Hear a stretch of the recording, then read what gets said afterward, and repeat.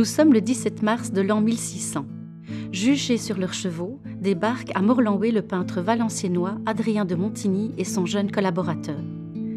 Adrien de Montigny a été chargé de cartographier et de peindre à la gouache l'ensemble des villes, villages, forêts, cours d'eau, châteaux et propriétés appartenant au duc Charles III de Croy-Arscott.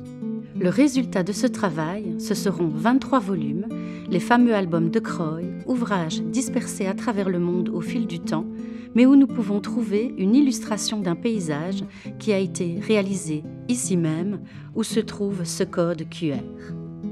Adrien de Montigny, au moment de son court passage à Morlanway, à peine 4 jours selon son journal, a 52 ans, c'est-à-dire pour l'époque un âge respectable.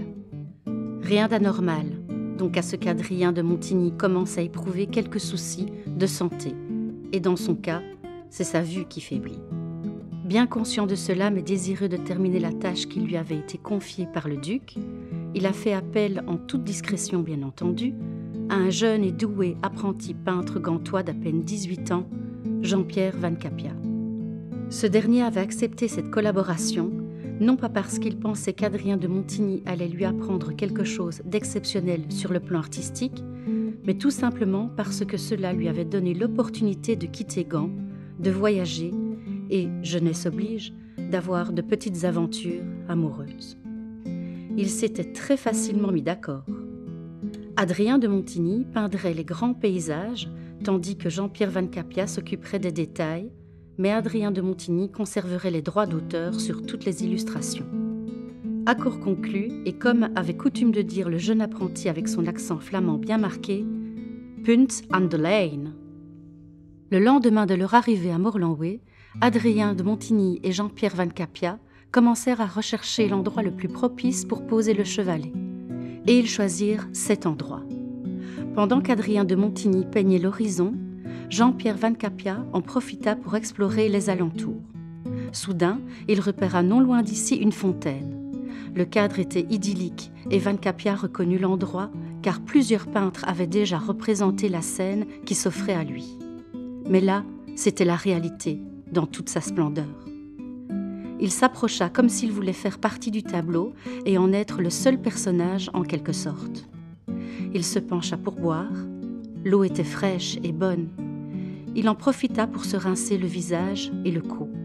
Une sensation de bien-être l'envahit. Il se sentait au paradis. Une pensée lui vint alors à l'esprit, une pensée dictée par un cœur en état de pureté. Il se dit qu'il n'avait plus envie d'aller ailleurs, qu'il se sentait bien ici, loin des angoisses de la vie, et que même s'il ne possédait pas grand-chose, le but de la vie était avant tout de jouir des choses simples et paisibles. Cependant, le devoir l'appelait. Il remercia la nature et la beauté environnante et partit rejoindre Adrien de Montigny. Mais pas moyen de le retrouver. Adrien de Montigny avait disparu comme par magie. Jean-Pierre Van Cappia marchait et rien. Il avait l'impression d'être coincé dans un labyrinthe. À chaque fois, il se retrouvait devant la fontaine. Mais le plus incroyable, c'est que Jean-Pierre Van Cappia ne ressentait aucune anxiété, aucune peur.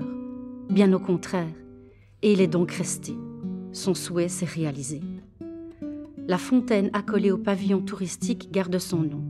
La fontaine à Cappia. Avant de boire, faites un vœu. Et qui sait, il se réalisera peut-être. On ne sait jamais.